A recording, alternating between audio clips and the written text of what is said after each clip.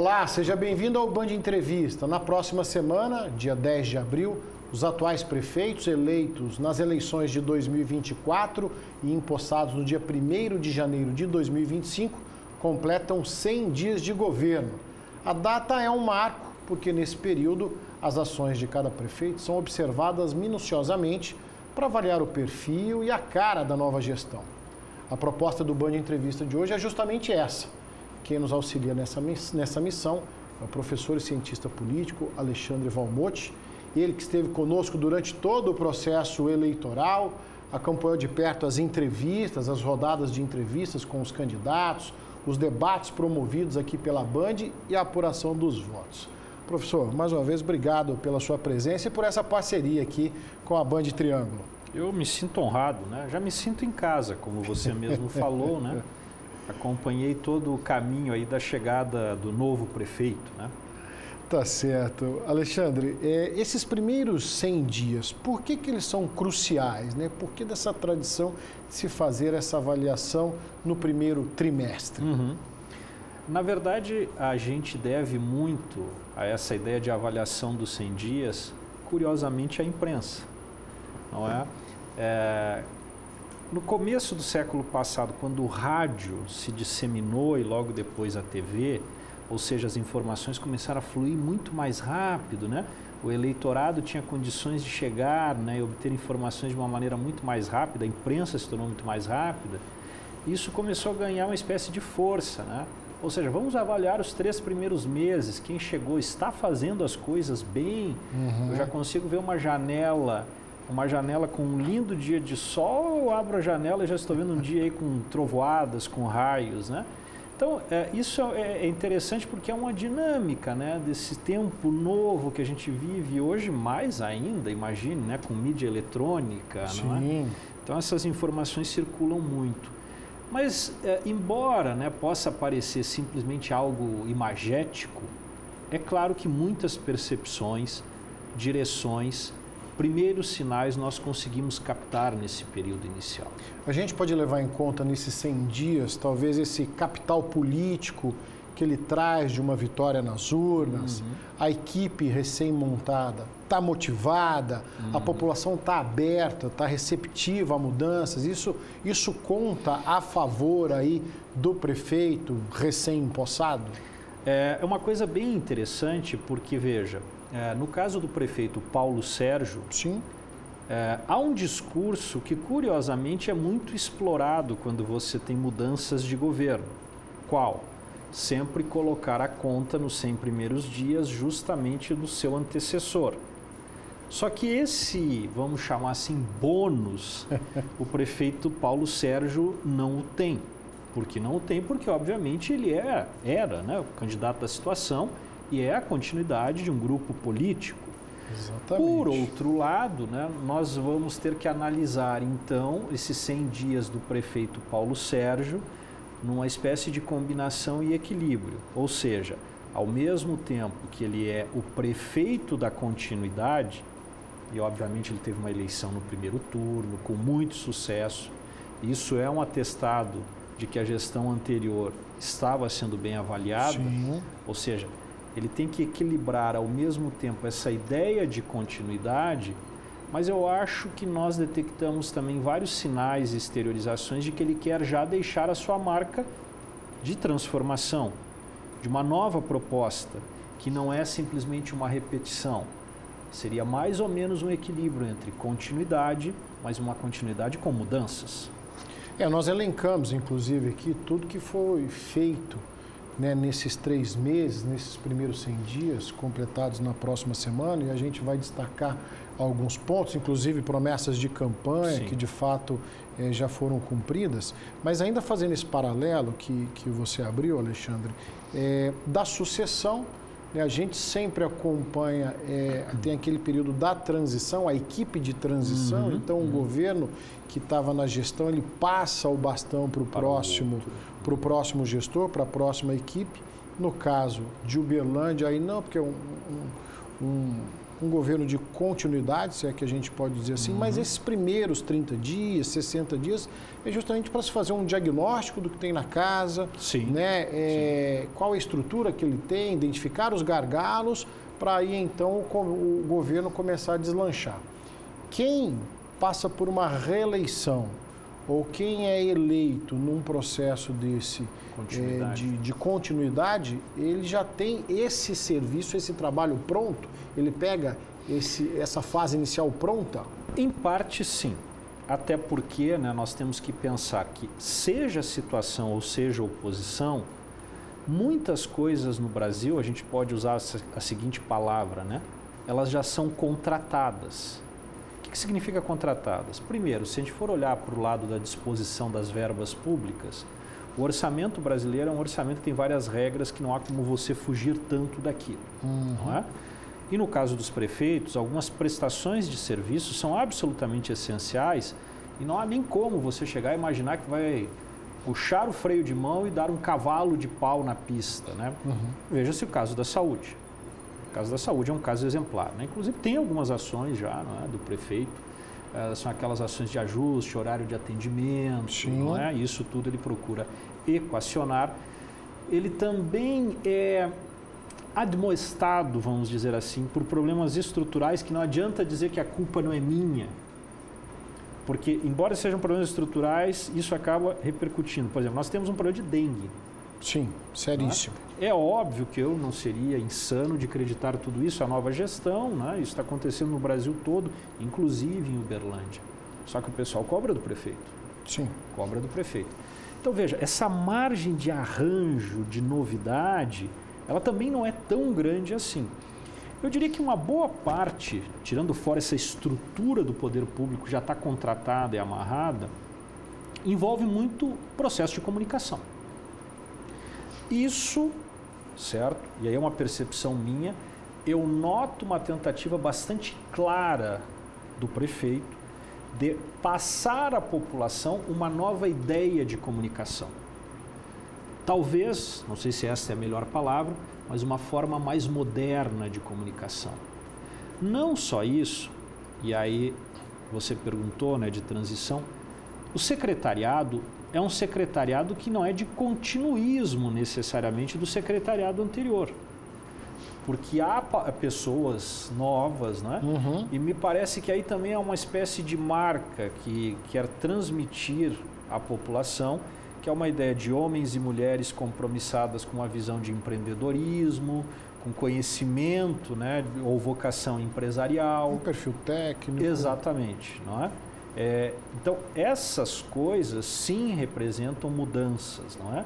Mudanças com relação à gestão anterior, mas como eu falei, né? Primeiro, lembrando que é continuidade, não haveria nenhuma ruptura ou briga ou cisma entre o antigo e o novo. Tem esse outro lado que muitas coisas estão amarradas, não há como modificar, mas nesses processos de comunicação, de como você se apresenta ao público, me parece que aí está a marca distintiva dos 100 dias do prefeito. Então vamos tentar pontuar alguns temas aqui. O professor já até falou da questão da saúde, e a gente tem visto também enfrentando aí essa questão da dengue.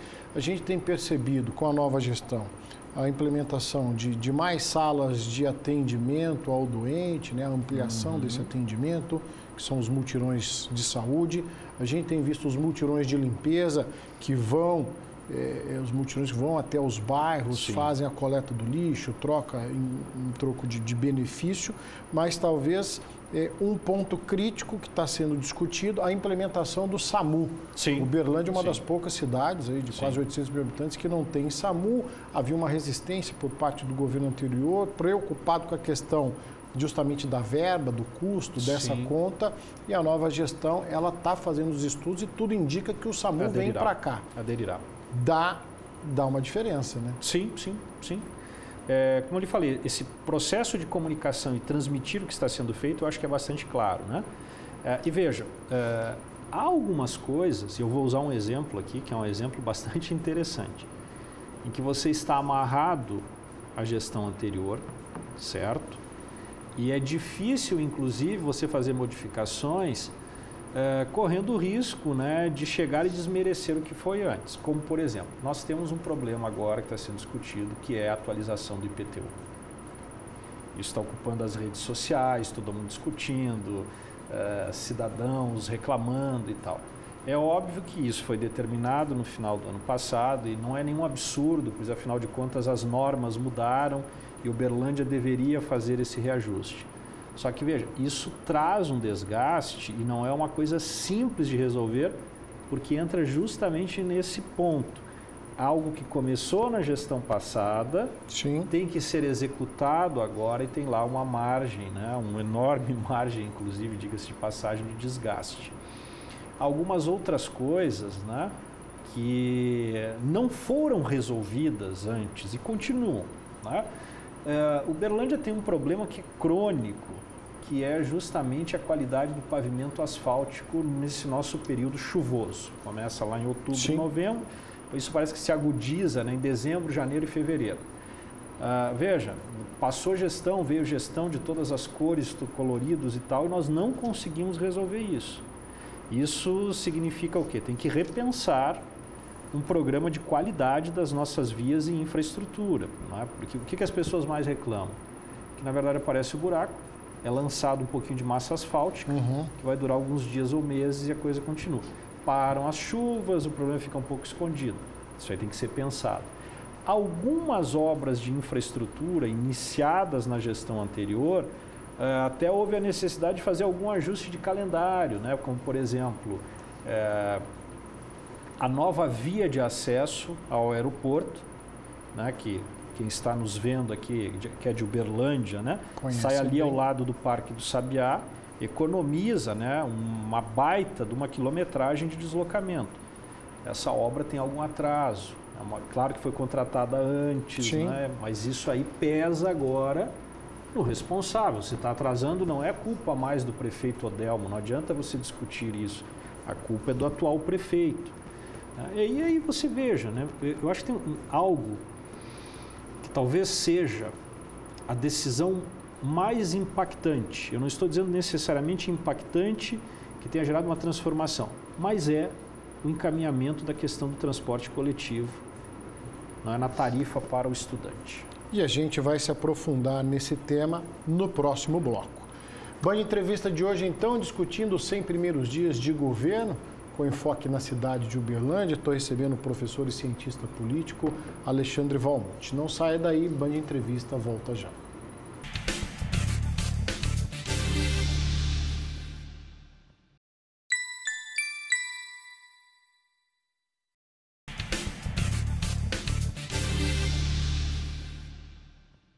Band Entrevista de volta, hoje recebendo o professor e cientista político Alexandre Valmonte. Professor, mais uma vez, obrigado. Estamos falando aqui a respeito dos 100 primeiros dias de governo, destaque para a cidade de Uberlândia. No bloco anterior, citamos rapidamente IPTU e transporte público. Sim. Né? Eu queria aprofundar um pouco mais nesses dois temas, talvez numa ordem cronológica, para a gente entender os reflexos na cidade. Transporte coletivo, tarifa zero para o estudante, promessa de campanha, talvez foi a primeira projeto de lei apresentado na Câmara Municipal, aprovado e está em vigor. Está em vigor. Ponto para a gestão. Na sequência, tivemos aí o reajuste da planta de valores, que incidiu no aumento do IPTU, mexeu no bolso do contribuinte, aí a gente já não sabe quantos pontos a gestão ganhou ou deixou de ganhar.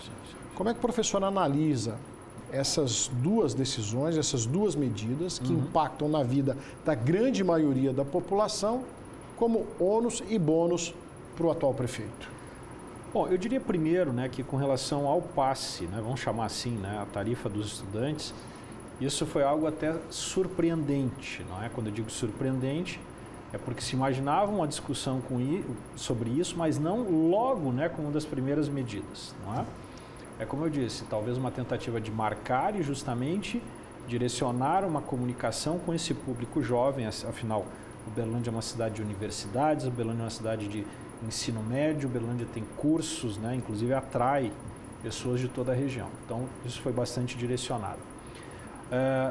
Agora é interessante porque, veja, a partir do momento em que você lança a tarifa zero, né, para os estudantes, surge uma discussão mais ampla que ele não poderá fugir. Que é a própria ideia que muitas cidades hoje já realizam, né, de, na verdade, ser um serviço acessível a todos, custeado por todos os munícipes, né? Então, isso vai frequentar a mesa dele, não é? Ou seja, por que não fazer logo para todos? Houve alguns anúncios complementares também, inclusive, né, de mudança da frota, coisa que já vem de lá, readequar. Wi-Fi, câmeras de monitoramento. Exatamente. Até lembrando, né, talvez seja até um pouco exagerado isso, mas é bom lembrar que nos debates que nós acompanhamos aqui na casa, inclusive, sim, não é? Mais de uma candidatura apresentou propostas alternativas para o transporte, inclusive fugindo, né, do tradicional transporte no ônibus coletivo, né? Bom, de um jeito ou de outro, isso também é uma temática que o novo prefeito vai ter que enfrentar aí nos próximos anos. E eu acredito que ele vai apresentar algum tipo de novidade nisso, não é? Tem um arsenal aí, né? Ônibus elétricos, sim, tem um monte de coisa para nós fazermos, não é? Obras, né, de novos terminais, há promessas aí para serem realizadas. Então, isso, né, é interessante porque é como se você... A tarifa zero para o estudante é como se você tivesse subido um degrau. Excelente, um baita de um aplauso. Só que aí as pessoas dizem, olha, mas tem mais 4 ou 5 degraus aí na frente.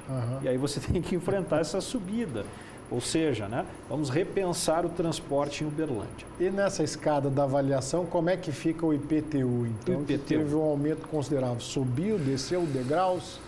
É engraçado porque nós tivemos aí hoje, né, divulgação inclusive de outras pesquisas de opinião que obviamente não dizem respeito ao prefeito, mas tem algumas coisas nas últimas pesquisas, né, já foram detectadas, que se desenvolve com muita força entre o eleitorado uma percepção que, na falta de outra palavra, eu vou usar uma percepção de consumidor. Qual? Se eu estou pagando o tributo aqui, é razoável que eu receba a mercadoria ou o serviço. Nós estamos falando do poder público. Então você veja, essa reação das pessoas a uma majoração, ao alinhamento, ela desperta, e isso é natural. Peraí, mas por que eu vou pagar mais? Né? Que tipo de produto você está me oferecendo? Não é? Isso é um desafio para o município. Explicar como esses recursos reverterão para a população com novidades e novidades boas. Porque, de novo, vamos voltar ao que eu falei, quando você sobe o degrau, ninguém está preocupado com os degraus de baixo. As pessoas só olham para os próximos desafios. Sim. Aquilo ali de trás é como se fosse uma obrigação. Então, comunicar o porquê disso. E a questão do IPTU é uma questão interessante porque, na verdade, de um jeito ou de outro, ela entrou na grande reforma tributária que o Brasil está elaborando há 2 anos. Como entrou, não é? Havia um problema nos municípios brasileiros de você fazer o ajuste da tabela, vamos chamar assim, do IPTU, dependendo sempre da votação de lei no Legislativo Municipal. A reforma tributária meio que simplificou e disse, não, agora pode ser decreto do Executivo. E aí, tem uma coisa terrível para resolver na comunicação, o senhor prefeito e seus secretários têm que resolver. Porque, na verdade, tá, a discussão está havendo, né, uma majoração do tributo ou simplesmente eu estou atualizando porque as coisas estavam defasadas? Vencer esse desafio de comunicar às pessoas o que está acontecendo não é uma coisa simples, porque todo mundo pensa, aumentou o meu tributo. E ponto. Aí vem toda a explicação técnica de que, na verdade, você está fazendo uma correção da tabela, de acordo com a valorização média de todos os imóveis na cidade, de acordo com os índices inflacionários e tal. Inclusive, né, o município ainda quer passar a ideia, que é uma ideia de que agora ele tem uma clareza maior sobre o que vale ou o que deixam de valer os imóveis. Só que isso não é uma coisa simples de você chegar e explicar para as pessoas. Como está falando, assim, o que você acrescentou no meu pacote de serviços aqui para isso? Não é? E é interessante porque vocês vejam que não é simplesmente uma espécie de vontade do município. O que muita gente esquece é que, inclusive, já houve até recomendações do próprio Ministério Público para que se fizesse isso em Uberlândia. Então não é uma escolha malvada do prefeito. E esse é o discurso, né? Estamos seguindo a recomendação da Justiça. Claro. Alexandre, me recordo, e esse talvez seja aí a grande demanda de todos os gestores até então, e agora com a virada do governo a situação não mudou, repasses de recursos, de verbas da União, do Estado para os municípios, para que se possa fazer a roda continuar rodando. Né? Era uma preocupação do prefeito Odel, uma preocupação do prefeito Paulo Sérgio e de todos os outros que estão na atual gestão. Como você vê esse dilema? A semana que antecede essa nossa conversa, o prefeito Paulo Sérgio apresentou aí uma lista do PAC ao governo federal com 20 frentes de trabalho. Quer dizer, está indo lá, batendo na porta, precisamos de recursos para a cidade de Uberlândia. Quanto isso vai se reverter de fato em dinheiro no caixa para que a cidade possa fazer aí a coisa acontecer? As grandes obras estruturais no município, obviamente o município não tem carteira, né? Não tem as moedas na carteira para bancar isso. Sim. Então você depende de parcerias com o governo federal e com o governo estadual. Eu diria que no governo estadual a gente tem uma limitação, grande limitação, porque o estado de Minas vive um momento muito difícil na sua gestão orçamentária. Inclusive, algumas obras estruturais foram várias vezes prometidas pelo governo estadual, são cobradas principalmente pela base do próprio prefeito. Sim. Né? Bom, um exemplo bastante simples aqui, quem mora em Uberlândia, a eterna novela sobre a conclusão do Anel Viário Sul. Não é? Exatamente. Eu acho que se a Band chegar e fizer um chamado aqui sábado para a gente fazer um mutirão, eu até participo, eu acho que a gente resolve o problema da ponte antes da intervenção do poder público. Não é porque é uma ponte que não é tão complicada assim, né? Claro que eu estou falando em tom de brincadeira, mas isso é uma coisa que se arrasta. É óbvio que, não que a União esteja nadando em dinheiro, mas os recursos da União, obviamente pela magnitude, você tem uma margem maior para trabalhar com isso. É interessante porque eu vejo assim, algumas ações bastante inteligentes até do município. Por exemplo, nós temos um problema nos trechos urbanos das rodovias federais. Sim. E, de novo, por mais que nós aqui estejamos falando que são rodovias federais, quando a pessoa tem problema no seu pneu, na sua roda, no amortecedor, na suspensão do carro, nesses trechos, a culpa é do prefeito. Está dentro da cidade, apesar de ser responsabilidade do Estado. Veja, né, ele fez uma movimentação interessante porque as rodovias aqui ao redor são concessionadas. A ideia é você ajustar com o poder público federal para que a concessionária assuma esses trechos urbanos. Então, isso aí é uma forma inteligente de você chegar e buscar isso. Como você falou, não dá para imaginar que simplesmente vai chegar e algum ministro, alguém vai depositar dinheiro de uma hora para outra com uma facilidade. A gente está falando do poder público, né, de repasse, governo federal e estadual. Vamos falar da iniciativa privada. Sim. A gente também acompanhou nesse primeiro trimestre o anúncio de pelo menos 2 grandes empresas, uma que está ampliando, outra que vai se instalar aqui com um aporte financeiro significativo, geração de mais de 1.000 empregos diretos. Sim. Essa atração de investimentos também, ela se faz importante nesses primeiros 100 dias? Com certeza, com certeza. Isso desde a época da campanha havia um anúncio por parte do então candidato, agora prefeito, né, de buscar investimentos. Agora, veja, tem uma coisa que é um desafio ainda para ele. Isso é algo que me chamou a atenção na época da campanha, que ele disse que quer investimentos, mas investimentos qualificados, que agreguem valor, que valorizem o trabalho qualificado em Uberlândia. E é óbvio que eu não estou dizendo que os investimentos até agora anunciados não sejam extremamente importantes. Mas pelo que foi anunciado, nós teríamos que ter investimentos em alta tecnologia, indústrias que contratem profissionais técnicos, né, de formação superior, de formação técnica exigente. Isso ainda temos que ver nos próximos anos. É óbvio que o prefeito também aí, ele vai, salvo se houver uma mudança absurda, né? Ele tem um cenário de um mar relativamente tranquilo para navegar. A economia brasileira teve taxa de crescimento bastante significativa no ano passado. os indicadores econômicos mostram a continuidade do crescimento, o índice de desemprego caiu, o índice de desemprego caindo significa mais gente consumindo, e Uberlândia se beneficia muito disso, não é? E aí tem uma outra coisa que nós temos que pensar, que é o seguinte, a própria capacidade de Uberlândia de maximizar esses investimentos pelo fato de ser o polo regional.